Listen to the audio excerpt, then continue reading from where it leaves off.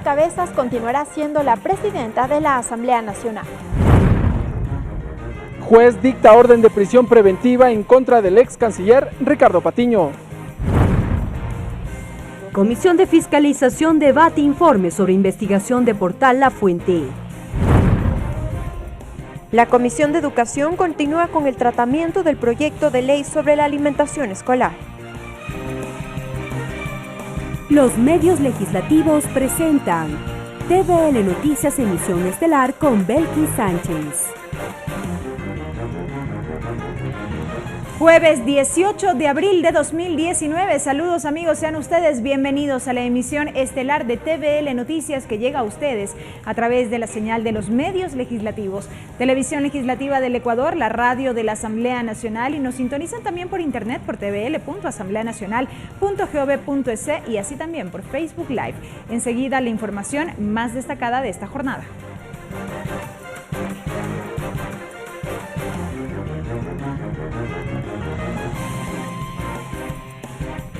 Iniciamos. Elizabeth Cabezas no fue sancionada por el Pleno de la Asamblea Nacional y continuará en el cargo de presidenta del Legislativo. 3 fueron las mociones expuestas durante el debate y ninguna recibió el apoyo requerido. Los primeros en argumentar el no sancionar a la presidenta de la Asamblea fueron los asambleístas María Mercedes Cuesta y Fausto Terán. Ambos insistieron en que no existieron elementos probatorios y que hubo errores en la denuncia. La prueba, la referencia, un audio y video de un supuesto diálogo de la presidenta de la Asamblea con la ministra del Interior, grabación que a propósito ha sido denunciada ante la justicia del país como clandestina e ilegal. Esta es la denuncia. Una transcripción de lo que dicen las redes sociales. Luego fue el turno de Marcela Aguiñaga, quien también conformó la comisión multipartidista y presentó un informe de minoría que recomendaba la destitución. Aguiñaga cuestionó el trabajo de la comisión y aseguró que se violentó la ley de la función legislativa. Si ella reconoció la autenticidad, pide disculpas. ¿Cómo me dicen ahora que el audio está forjado? Que el audio ha sido adulterado, que el audio no tiene ningún contexto con la realidad. La asambleísta denunciante Amapola Naranjo respaldó a su coidearia y precisó que el audio de la conversación entre la presidenta y la ministra María Paula Romo estuvo en su denuncia y que se trató de una prueba notoria. Este hecho ocurrió aquí, en el salón del Pleno de la Asamblea Nacional. Y la misma señora Cabezas, al reconocer públicamente, dijo, es un hecho público, no ha sido en un lugar privado, señora Cabezas. Elizabeth Cabezas ejerció su derecho a la defensa ante el Pleno y dijo que fue víctima de espionaje, que se ha violentado su intimidad y que se agredió a su familia. Soy la víctima en ambas premisas, ya que se ha vulnerado mi derecho a la intimidad, espiándome y adulterando una conversación que nada tenía de ilegal e ilegítima. En medio del debate sorprendió la intervención del asambleísta José Serrano, quien recordó el procedimiento que se utilizó para su destitución de la presidencia, por lo que pidió que se aplique el mismo en este caso. Aquí fue lapidada mi familia, el apellido de mis padres, el apellido de mis hijos. Aquí se estableció un precedente, aquí se determinó un procedimiento para la destitución del presidente de la Asamblea Nacional. Entonces, como asambleístas, y más allá de lo que nos pueda afectar a título personal, debemos usar esos precedentes para todos los casos que desde ahí se vengan en adelante. Fueron 3 las mociones que se votaron en el Pleno, la de la no sanción, la de la destitución y la tercera de José Serrano para que ante el Pleno María Paula Romo y Elizabeth Cabezas expliquen el fondo del audio de su conversación. Sin embargo, ninguna obtuvo los votos necesarios. Cabezas seguirá comandando al Legislativo hasta el 14 de mayo de este año. Lorena Espinosa, TVL Noticias. Y la titular del Parlamento reaccionó tras las votaciones del Pleno este jueves. Cabezas dijo que se mantendrá en el cargo hasta mayo próximo, cuando suceda la renovación de autoridades, según lo determina la Ley de la Función Legislativa. Otros asambleístas también se pronunciaron. Tenemos estas reacciones. Bueno, la decisión del Pleno ratifica que me mantengo en la presidencia de la Asamblea Nacional hasta el momento en que legalmente corresponda la reestructuración de este organismo. Es la reacción de Elizabeth Cabezas tras las votaciones registradas en el Pleno de la Asamblea Nacional, cuando se sometieron a consideración los informes respecto de una denuncia en su contra. Según Elizabeth Cabezas, con la triple votación, la Asamblea Nacional ya se pronunció. No hay los votos para las mociones que han sido planteadas, por lo tanto se ratifica que la presidencia de la Asamblea sigue siendo hasta la fecha en que legalmente corresponde una renovación de sus autoridades. A pesar de que los dos informes y la moción presentada por el asambleísta José Serrano no obtuvieron los 70 votos necesarios, no se descarta una reconsideración en la siguiente sesión del Pleno. Así lo señala la asambleísta Marcela Guiñaga. Podría ser un cambio del orden del día, por supuesto, en una nueva sesión para plantear lo que el asambleísta Serrano no hemos conversado, es decir, tendríamos que resolverlo en nuestra bancada si seremos otros o nosotros o otros tienen alguna forma de plantearlo también, así que veremos. Pero las votaciones de este jueves pusieron en evidencia la situación del movimiento Alianza País, y es que al menos 5 de sus integrantes no apoyaron a Elizabeth Cabezas. Daniel Mendoza cree que es momento de evaluar. Pues debemos reunirnos y valorar, por supuesto, las diferentes posturas de los diferentes integrantes de nuestro bloque. Bueno, de hecho ya esas votaciones nosotros las tenemos de manera repetitiva. Hay un grupo que se está armando paralelo al grupo de AP y obviamente ellos tendrán que dar explicaciones de su accionar más que yo. Son las reacciones de los legisladores a poco menos de un mes de la renovación de autoridades, según lo establece la Ley Orgánica de la Función Legislativa. Ricardo Bravo, TVL Noticias. Entrevista. Y sobre lo ocurrido esta jornada en el Pleno de la Asamblea Nacional, cuando precisamente se discutió este informe que preparó la comisión multipartidista encargada de analizar esta denuncia presentada en contra de la presidenta de la Asamblea Nacional, economista Elizabeth Cabezas, vamos a dialogar en nuestro segmento de entrevistas con la asambleísta Jimena Peña. Jimena Peña, asambleísta por Estados Unidos y Canadá, integrante de la Comisión del Desarrollo Económico, Productivo y la Microempresa, coordinadora del bloque Alianza País. Asambleísta Peña, una buena tarde y bienvenida a este espacio. Muchísimas gracias por la invitación, un gusto poder compartir con ustedes. Lo revisábamos en estas notas precedentes, al menos 3 votaciones se produjeron esta jornada en el Pleno de la Asamblea Nacional. Ninguna alcanzó los votos necesarios para un pronunciamiento en firme en torno a esta denuncia que fue presentada en contra de la presidenta de la legislatura. ¿Cómo lo entendemos? Bueno, realmente fue un tema que comienza ya cuestionado, la filtración de un audio de una conversación personal que se hace público y que se intenta usar para quererle, en primer lugar, destituir a la presidenta de la Asamblea de su curul y luego un proceso que incluso comienza ya con complejidades. Recordará usted que hubo un pronunciamiento del procurador al Consejo de Administración de la Legislatura, donde se recomendaba que no se vuelva a tocar el tema porque ya en una sesión previa esta instancia no había dado paso a que o no había calificado la denuncia de Amapola Naranjo. Sobre lo cual, si me permite, asambleísta, se había mencionado en su momento que no era vinculante, puesto que no era el CAL como tal el que había hecho esta consulta al procurador, sino en este caso la presidenta de la Asamblea Nacional. La presidenta en calidad de presidenta de la Asamblea Nacional, pero más allá de eso está el contenido jurídico y el pronunciamiento del procurador. Se ignora ese pronunciamiento y el Consejo de Administración de la Legislatura califica esta denuncia del asambleísta Naranjo se conforma la comisión multipartidista. Con el aval del Pleno. Así es, con el aval del Pleno de la Asamblea Nacional, que acoge el periodo del Consejo de la Administración de la Legislatura. Luego de eso, el trabajo de la comisión, que en efecto, pues por mayoría aprueba un informe donde se sugiere al Pleno de la Asamblea Nacional no sancionar a la Presidenta de la Asamblea por varios elementos. En primer lugar, porque nunca se presentó la prueba. Claro que no la presentaron porque sabían que era una prueba ilegal. No presentan la prueba. Además, se hace referencia al pronunciamiento del procurador, en lo posterior al pronunciamiento de una jueza que en un procedimiento de inconstitucionalidad, usted recordará, se presentó el audio y la jueza descarta esta prueba, este audio como prueba precisamente por la ilegalidad de la manera que es obtenida. Por cómo fue obtenido. Así es. Sin embargo, se dijo, circuló en los medios de comunicación, era de conocimiento y dominio público prácticamente. Así es, pero sí es importante la legalidad.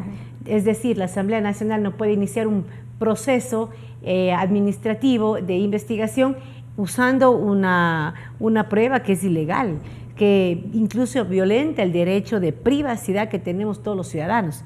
O sea, ahí es un elemento que esos elementos sirven para que la comisión, en su mayoría, estamos hablando 2 de 3 miembros, aprobará un informe que pues planteaba el Pleno de la Asamblea Nacional la no sanción a la Presidenta de la Asamblea. Justamente, pero vamos analizando cada una de estas mociones que se presentaron y fueron puestas en consideración del Pleno de la Asamblea Nacional, sobre la legalidad de este audio, sobre esto que se manifiesta que fue obtenido de manera ilegal.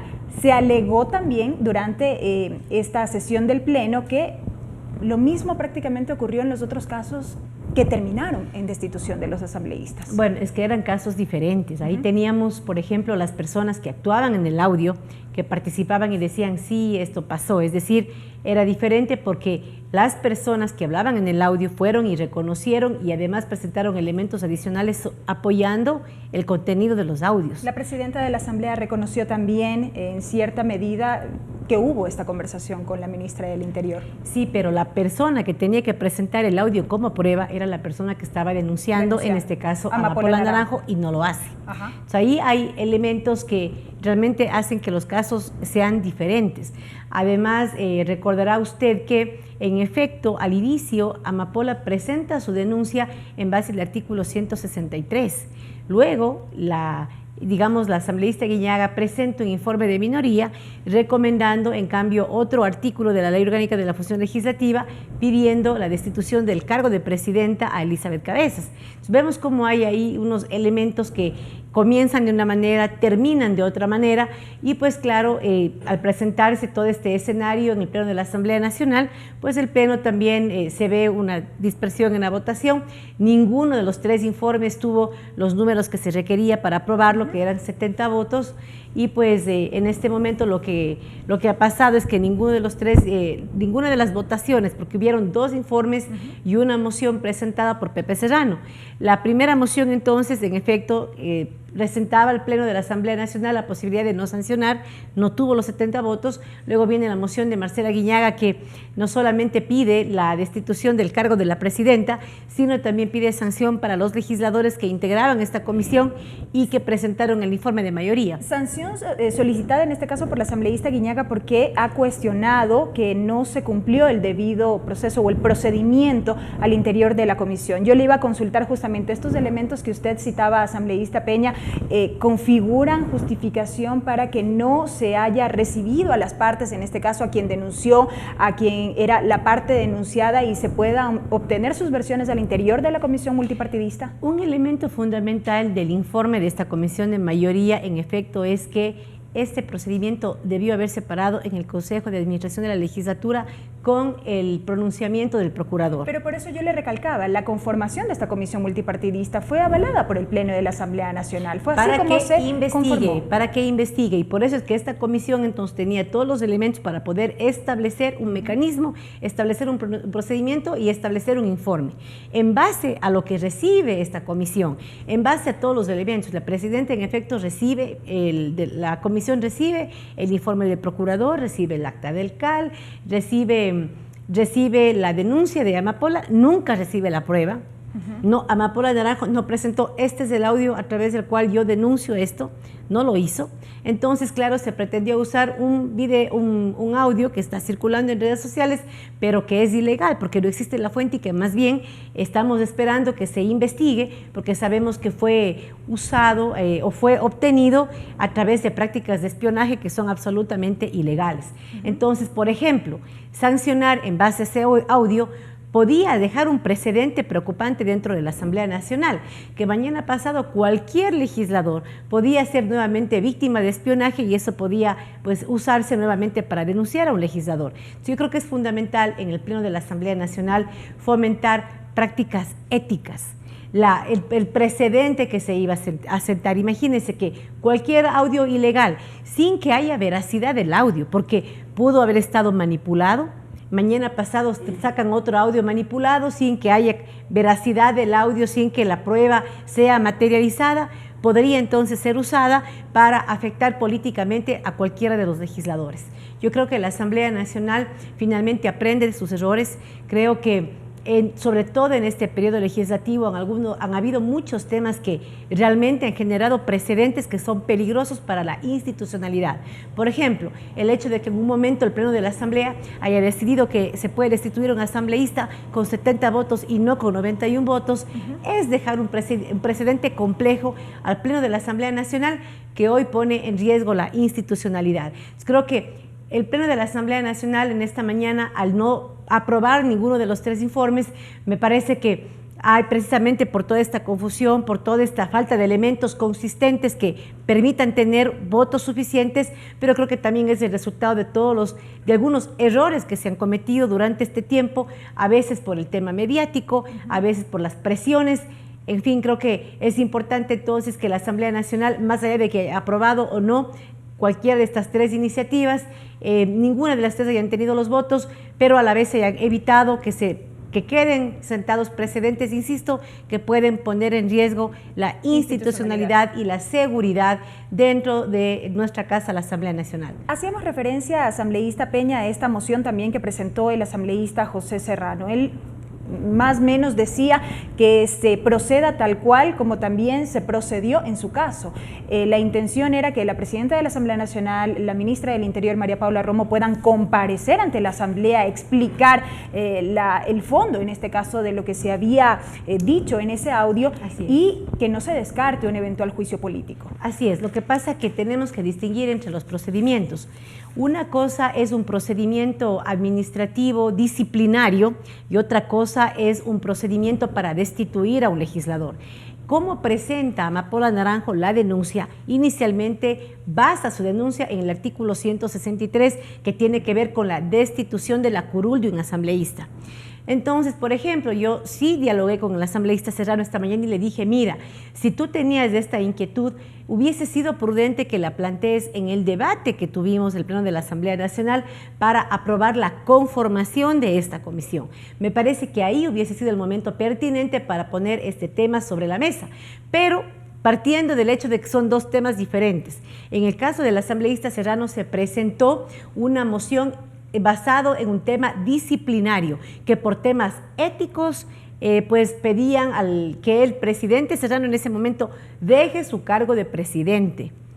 Mientras que la denuncia de Amapola Naranjo entra basada en el artículo 163, que tiene que ver con la destitución de un legislador, para cual sí existe un procedimiento un poco vago, un poco general, difuso, pero existe un procedimiento que establece que cuando hay la denuncia de un legislador se tiene que establecer esta comisión y que esta comisión debe presentar un informe al Pleno y que es el Pleno el que aprueba o no la destitución. Ese es el caso de Elizabeth Cabezas y de la denuncia presentada por Amapola Naranjo. El caso de Pepe Serrano, del expresidente, se fue basada en otro artículo que tiene que ver con una sanción disciplinaria y de remoción o destitución de la autoridad de una asamblea. Es decir, sin mencionar o sin referirse directamente a la curul del legislador, sino al cargo que en ese momento el legislador ejercía, que era el del presidente de la Asamblea. Correcto, asambleísta Peña. Lo cierto es que ninguna de estas tres mociones, como ya lo hemos recalcado, tuvo los votos suficientes. Alianza País, el bloque legislativo de Alianza País, no logró de pronto los acuerdos suficientes, necesarios, como para poder obtener este respaldo. ¿Qué pasó y cómo queda el movimiento? Así es, bueno, recordemos que ninguna bancada legislativa tiene mayoría. Alianza País tiene 39 votos en este momento, por lo cual era fundamental el diálogo político con las demás bancadas. Sin embargo, al ser un tema tan sensible, en efecto, se articuló con muchos legisladores. De hecho, obtuvimos 62 votos de los 130 legisladores que estaban presentes. No fueron suficientes de esos votos, es real.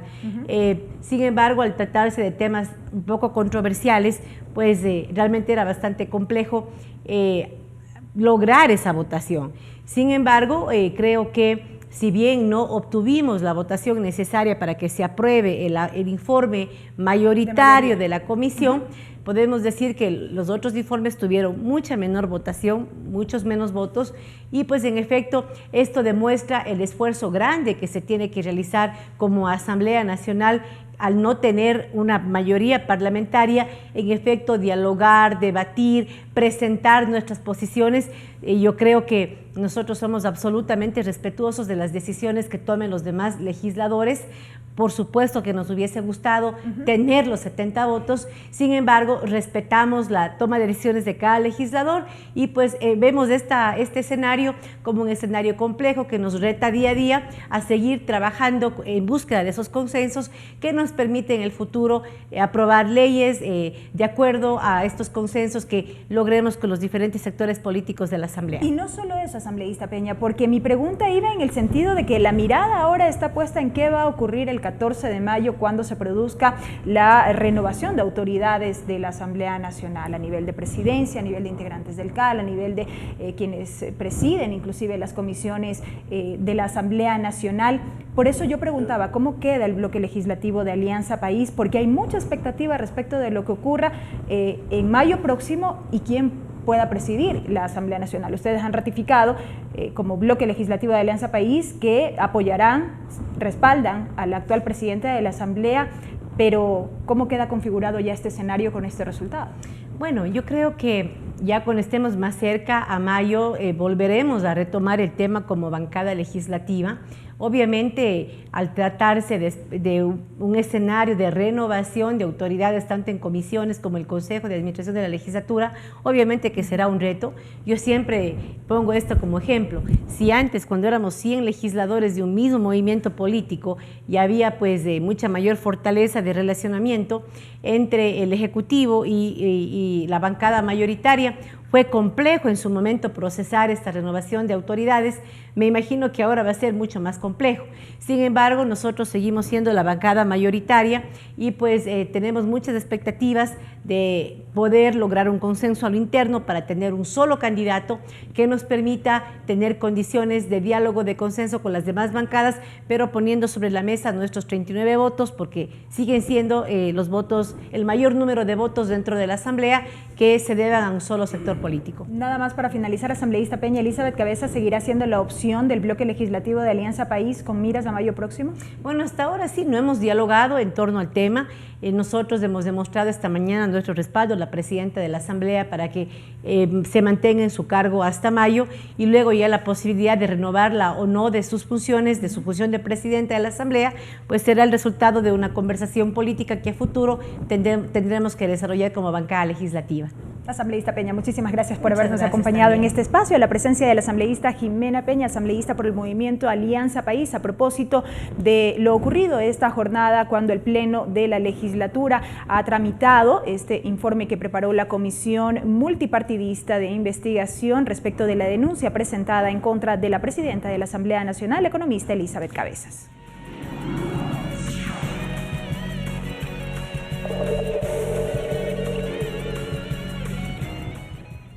Y avanzamos con más noticias, amigos. Les contamos que el Pleno de la Asamblea resolvió este jueves convocar al ministro de Recursos Naturales no Renovables ante la Comisión de Desarrollo Económico para que explique los incrementos de las tarifas eléctricas en Galápagos, y solicitó también a las autoridades del Ejecutivo fortalecer las políticas en este tema.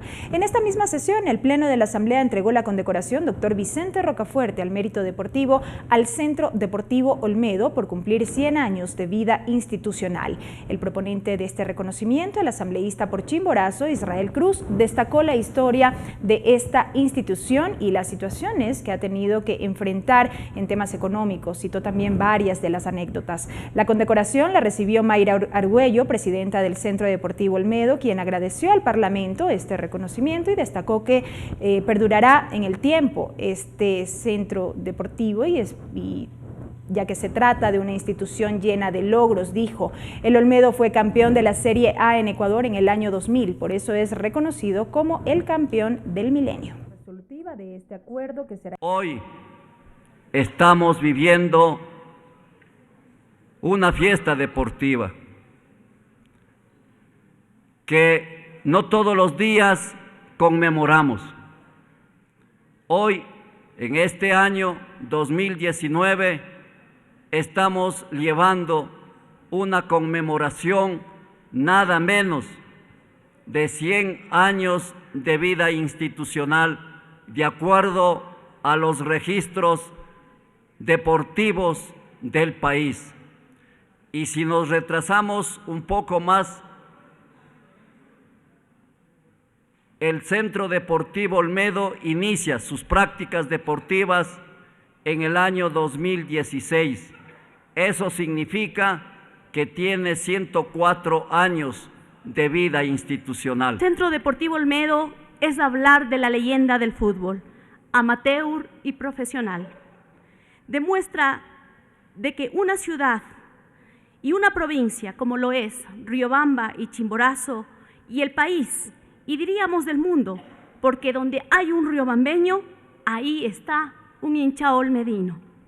Olmedo es el nombre que perdurará en el tiempo y en el espacio. Centro Deportivo Olmedo es una institución, no solamente un equipo, lleno de ricas historias. Cambiamos de tema, amigos, para contarles que en diálogo con los medios legislativos, el vicepresidente de la República, Otto Sonnenholzner, abordó aspectos como la reconstrucción en Manabí y Esmeraldas, las acciones por la temporada invernal y el caso Julian Assange. Tenemos un resumen.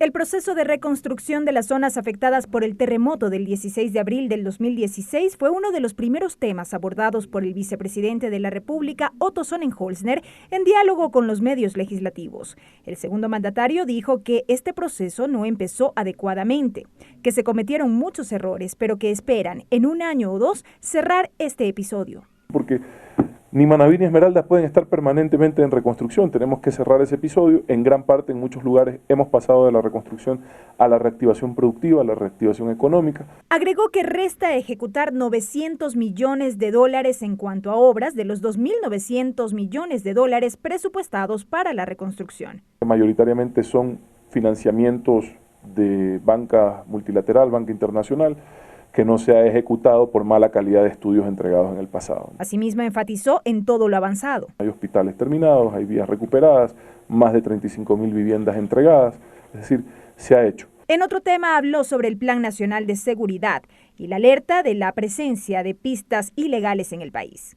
Estamos modificando las soluciones que necesita tomar o las decisiones que necesita tomar el país para poder enfrentar este crimen organizado. Sobre la fuerte temporada invernal, alegó que falta una mejor coordinación con los gobiernos locales para hacer frente a los estragos del invierno. Salvo Quito, los demás cantones donde yo he estado, y son algunos, no vemos mayor presencia de gobiernos locales. Y me apena. ¿Por qué sería? Yo no sé si es falta de información, falta de capacidad de reacción.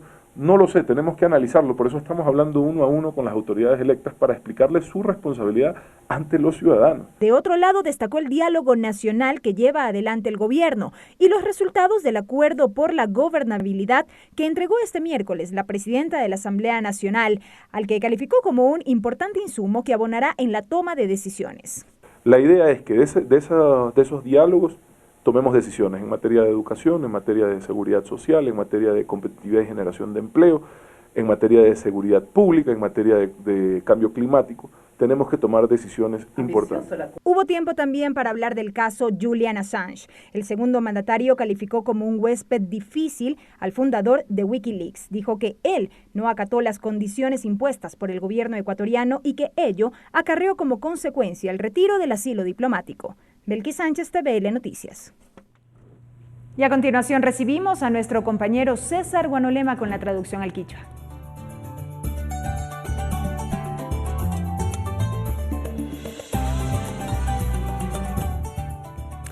Machi Belkis Sánchez ayichiche ayukuna minga chihuayche ñukunchi ñami kaypi kanchi kasna quichua shimipi willay-kunata kikinman riqsichinkapak. Debate investigación presidenta. Mamayakta Tadanaku Itapusha Elizabeth Cabezas apun imami kunan kaypuncha tukuy apukuna kasna ñawinchi kura taripaykuna riqsishkamanta rimanakurkakuna. Shinaka kasna kimsa mañaykuna imatami paktarka chaypika mana kasna kay llankaymanta lluqsichina pusaymanta anchuchina imapak yuyarinakurkakuna. Reacciones sesión pleno shinallati kasna kunan kay tutamanta pi apukuna rimanakushpa mamayakta tadanakuy pushakmanta kasha taripaykuna rikuykuna manta rimashpa kanirkami ñukunchika mana kasna llankaymanta lluqsichinapak mi yuyarinakushkanchik mana ima huchachikuna ancha llakikuna ima rikurishkachu shinaka kay shamuk ayriwa killakama pay shutirishka punllakamami llankashpa katinga nishpami rishichirkakuna shinallati wakinkuna imapash kasna kay ñawinchikuna taripaykunataka astawan rikushpa katinami kanchi nishpami wakin apukuna pishkaypi rimarirka rishichirkakunapash.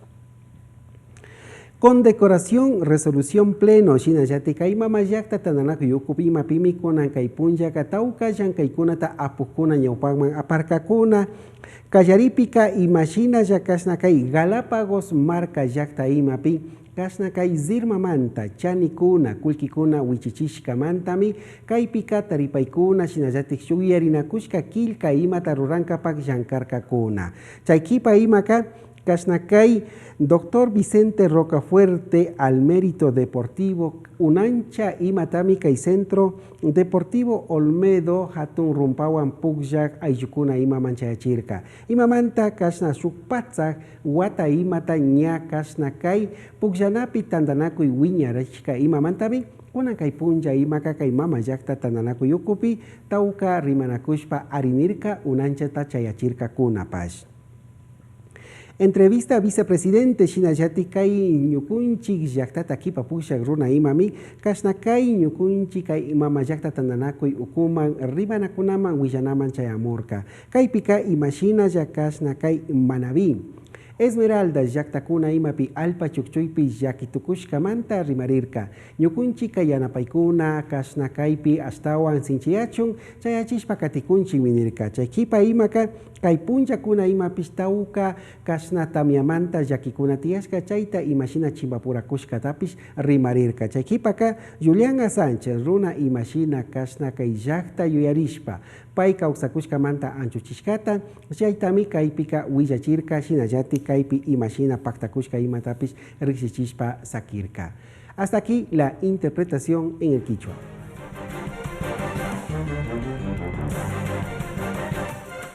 Regresamos con TVL Noticias, emisión estelar, luego de la siguiente pausa promocional. Continuamos con TVL Noticias, emisión estelar. Seguimos con más noticias, amigos. Gracias por acompañarnos. Les contamos que la Comisión de Fiscalización y Control Político de la Asamblea Nacional se apresta a aprobar el informe sobre el análisis de la publicación del portal digital La Fuente titulada El laberinto offshore del Círculo Presidencial. Nuestra compañera Mariela Logroño está en la cobertura y nos cuenta más. Adelante, Mariela. Así es, gracias. El día de hoy la Comisión de Fiscalización sesionó a fin de aprobar el informe que sería discutido en el Pleno de la Asamblea Nacional sobre la publicación del portal digital La Fuente, en la que se afirmaría supuestas implicaciones de familiares del presidente de la República, Lenín Moreno, con empresas domiciliadas en paraísos fiscales. Vamos a comentarles un poco de cómo se ha dado hasta este momento la sesión. En primera instancia fueron presentadas una moción previa y dos mociones. Esta moción previa de la asambleísta Daniel Mendoza planteaba que justamente se pueda aprobar las recomendaciones establecidas por la Comisión de Fiscalización. Una moción más de la asambleísta Lira Villalba, que justamente se está dando lectura, en la que plantea sus conclusiones. Y una tercera moción del asambleísta Raúl Tello, que justamente podría recopilar las conclusiones de los dos asambleístas, Daniel Mendoza y de Lira Villalba. En este informe vamos a darles lectura a las recomendaciones de la asambleísta Lira Villalba.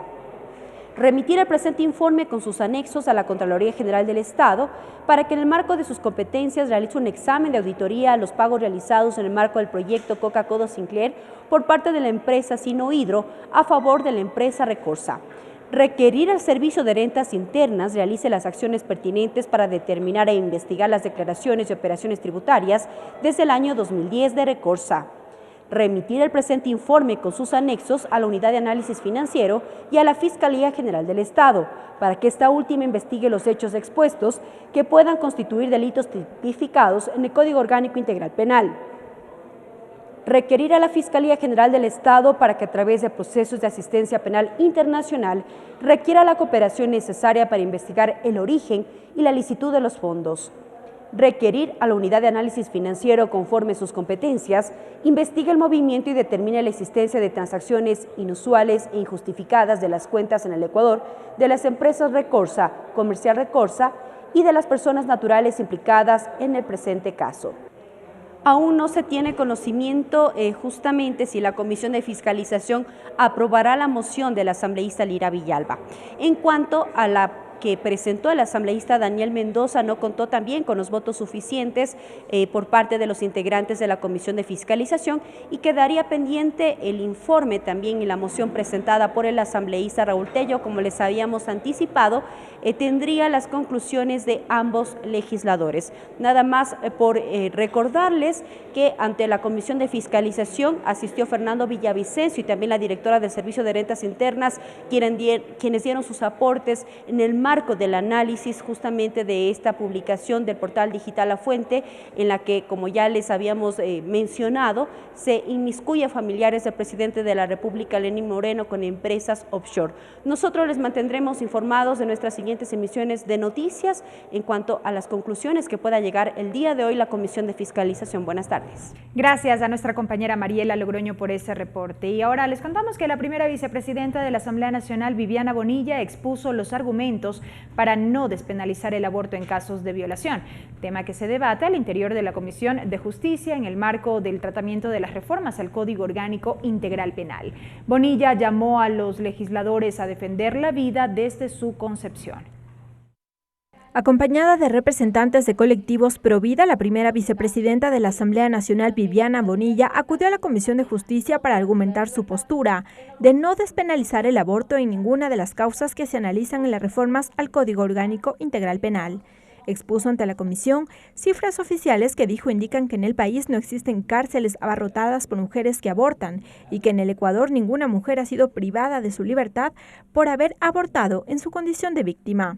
Si leemos las 15 sentencias, todas, el 100% de esas sentencias hablan de una relación sexual consentida con esa pareja. Eso es importante que lo tengan claro, porque no estamos hablando en este momento de una mujer que ha estado privada de la libertad porque abortó por violación. Estamos hablando de las mujeres privadas de la libertad por la conducta del segundo inciso. Indicó que si se analiza la posibilidad de despenalizar el aborto por violación, habría que determinar hasta qué semanas se lo podría permitir. Por ello, comparó legislación internacional de otros países en donde ya se lo permite. En México, a partir de la semana 12 está penado, a partir de la semana 12 en Chile, a partir de la semana 12 en Cuba, en Guyana Francesa a partir de la semana 12, en Brasil de la semana 12 y en Argentina de la semana 14. Recomendó a los legisladores centrarse en leyes que permitan la prevención, por ejemplo, de la violación, ya que insiste en que la despenalización del aborto no es la solución para la problemática. Nosotros no estamos debatiendo sobre la violación como tal, estamos debatiendo sobre una de sus probables consecuencias. Y desde mi punto de vista, lo que tiene que hacer no solo esta comisión, sino que los 137 asambleístas deberíamos estar legislando en función de aquello, es generando leyes que permitan prevenir las violaciones en el país. ¿Qué estamos haciendo como sociedad, como legisladores, como comisiones, para disminuir las violaciones en el Ecuador? Las observaciones serán tomadas en cuenta en la construcción del informe para segundo debate. Lorena Espinosa, TVL Noticias. En Quito, la Comisión de Gobiernos Autónomos continuó con la socialización del proyecto de ley de prevención del microtráfico de drogas de iniciativa del asambleísta José Serrano. Expertos coincidieron en trabajar desde la prevención.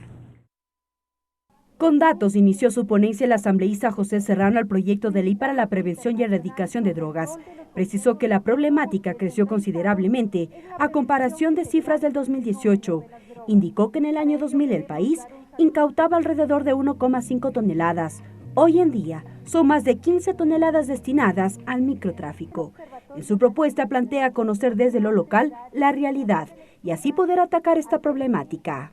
Desde lo local y establecemos desde esa perspectiva la problemática, vamos a poder dar el siguiente paso y comenzar a tener resultados exitosos que debemos ampliarlos a nivel nacional. La problemática no solo es en Ecuador, sino mundial, explicó Diego Riofrío del Observatorio Nacional de Drogas. Explicó que en el país, el 29% de los jóvenes de 12 a 17 años aseguran haber visto a un compañero consumir droga. El 15% señalan que sería fácil conseguir marihuana. El 46% dice que en su centro educativo circula droga. Y el 24% manifiesta que alguna vez ha visto que vendía o pasaba droga. Por ello planteó conocer desde el entorno social la problemática y focalizar la prevención. Y tenemos que comenzar a trabajar tanto en el consumo de drogas, en los factores que generan el consumo de drogas, como en la prevención para que esos factores no afecten a quienes están actualmente sanos. De su lado, el presidente de la Comisión de Gobiernos Autónomos, Rubén Bustamante, destacó varios ejes de la norma de drogas, como por ejemplo los recursos obtenidos producto del microtráfico. El 80% sea destinado para los gobiernos autónomos centralizados para poderlos rematar en definitiva, poderlos vender y con esos recursos atacar este problema. Otros expertos también compartieron experiencias como de la Universidad Bicentenaria de Venezuela. Allí revelaron datos de la Organización Panamericana de la Salud, que entre las causas de muerte está la depresión.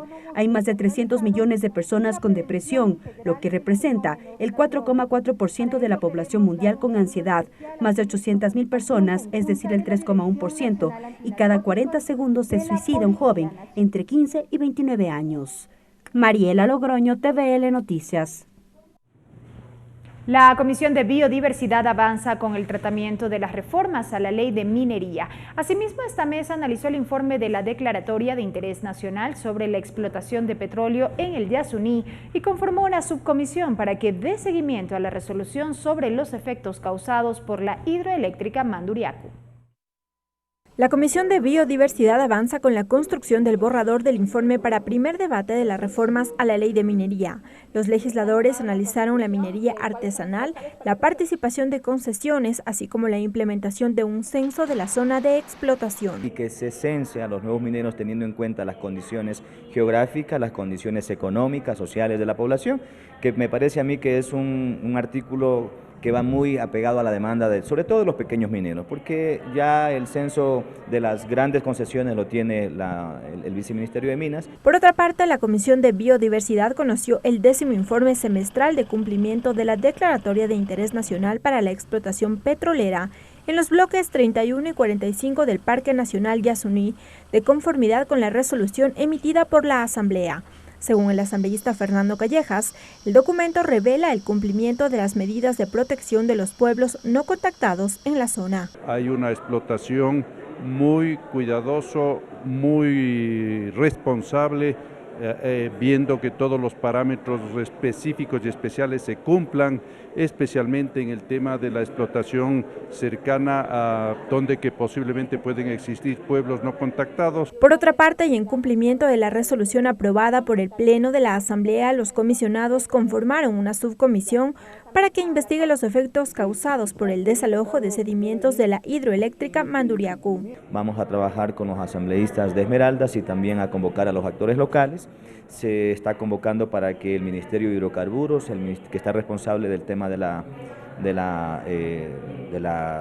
hidroeléctrica, y también al Ministerio de Ambiente, que son los dos ministerios responsables, porque sobre ellos pesan las denuncias. La subcomisión está conformada por Joana Cedeño, Carlos Viteri, Brenda Flor, Gabriela Cerda, Freddy Alarcón, Fernando Callejas y Gloria Astudillo. La visita in situ será el 29 y 30 de abril. Lorena Espinosa, TVL Noticias. La Comisión de Salud continúa con el tratamiento del proyecto de ley reformatorio a la Ley de Discapacidades. Los legisladores plantean reformas para actualizar esta norma y garantizar así que se respeten los derechos de las personas con discapacidad. En este contexto va encaminada una de las propuestas, que es mejorar los beneficios para las personas que son encargadas del cuidado y de la asistencia. El asambleísta Carlos Vera considera que es urgente trabajar en esta normativa, pensada en mejorar la calidad de vida de este sector vulnerable, mientras que el presidente de la mesa, William Garzón, considera que el informe para primer debate estará listo la próxima semana. Hay reformas puntuales, por ejemplo, el que no exigirle a una persona que tiene el carnet de discapacidad que sea recalificado para, por ejemplo, estar en una función laboral, no, sino que el carnet que tiene la persona voluntariamente pueda, él sí, en cualquier momento pedir una recalificación, y eso sea simplemente un condicionamiento necesario para poder laborar, ¿no? Y hoy nos encontramos ya casi al final de la elaboración del informe para el primer debate. Tenemos todavía una semana más para recibir este trabajo de esta comisión que se generó, y unas 3 cosas más que hay que profundizar y definir. Y yo creo que para la próxima semana tendremos listo ya el informe para primer debate de este proyecto presentado aquí en la Comisión de Salud.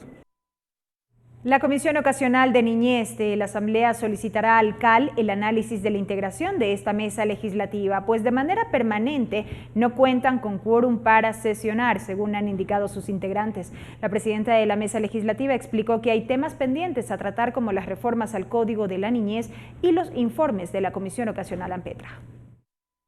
La ausencia de los integrantes de la Comisión Ocasional de Niñez llevó a 3 de sus miembros a solicitar al Consejo de Administración Legislativa se analice la posibilidad de integrar a nuevos asambleístas. La legisladora Encarnación Ducci criticó la falta de quórum, que dijo se ha convertido en una limitante para tratar los temas de niñez que demandan atención. Nosotros, al menos algunos asambleístas quienes estamos aquí, pues tenemos plena convicción de que tenemos que hacer un trabajo integral y de revisión al Código de la Niñez. Los asambleístas Franklin Samaniego y Brenda Flor también coincidieron con esta medida. Se da la posibilidad de que nuevos miembros puedan participar y de esa manera no tengamos ningún inconveniente. Viendo que componemos 7 miembros la comisión y no todos asisten a las reuniones, son temas delicados y yo creo que los debemos de tratar con responsabilidad.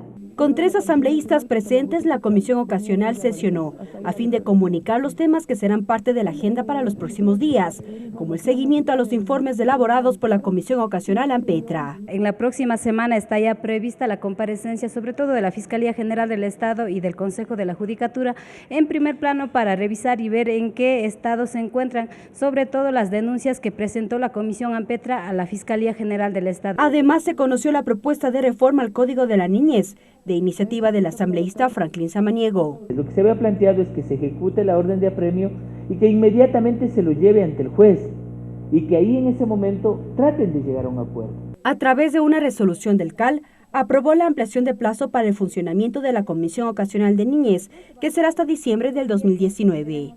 Mariela Logroño, TVL Noticias. Y continúa el tratamiento del proyecto de ley de alimentación infantil en la Comisión de Educación. Este jueves la mesa recibió a la directora de CERCOP, Silvana Vallejo, quien observó la propuesta y se refirió a los productores locales. Ella cree que se debe continuar con el programa de alimentación escolar propuesto por los ministerios de Educación y de Salud. La propuesta de ley iniciativa del asambleísta Mauricio Proaño propone elevar el programa de alimentación escolar vigente a una política pública.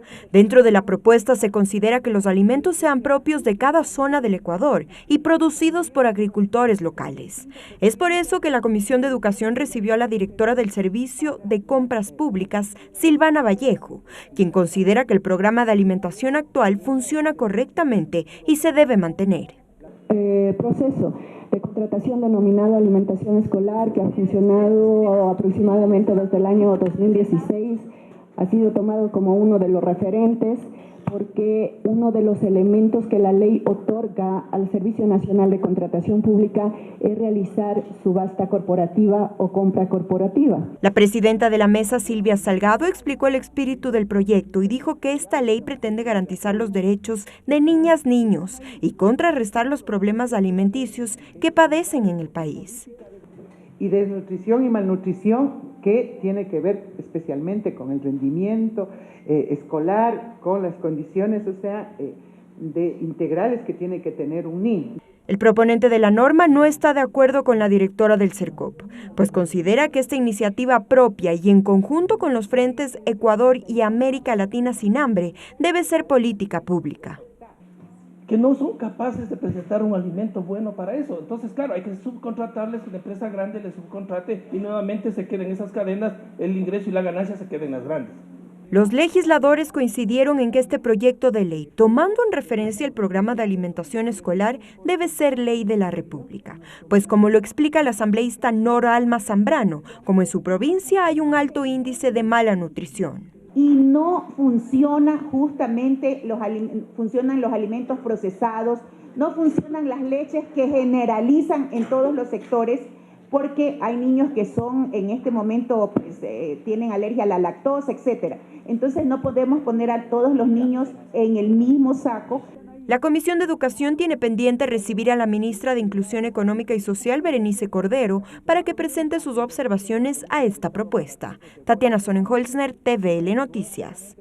Y atención con la siguiente información. Hace pocos minutos, con 10 votos a favor, 1 en contra y 1 abstención, la Comisión de Fiscalización y Control Político aprobó el informe sobre el análisis del artículo publicado en el portal La Fuente, en el que supuestamente estarían involucrados familiares del presidente de la República con empresas offshore. Esta mesa legislativa recomienda al Pleno de la Asamblea Nacional que la información recabada sea remitida a las instituciones competentes, como la Contraloría y la Fiscalía General del Estado, para que realicen las investigaciones del caso y definan si existieron delitos tributarios. Aunque este informe no tiene el carácter de vinculante, deberá ser conocido y aprobado por el Pleno de la Asamblea Nacional. Y el ex canciller Ricardo Patiño tiene orden de prisión preventiva en su contra. El juez de la Unidad Judicial Penal de Latacunga, Flavio Palomo, dictó la orden por su presunta participación en el delito de instigación. La audiencia de formulación de cargos se realizó este 18 de abril, luego de que se desechara la acción de protección solicitada por Patiño. Este jueves también se conoció que el ex canciller salió del Ecuador la tarde de este miércoles. El juez Palomo también resolvió solicitar la difusión roja a la Interpol.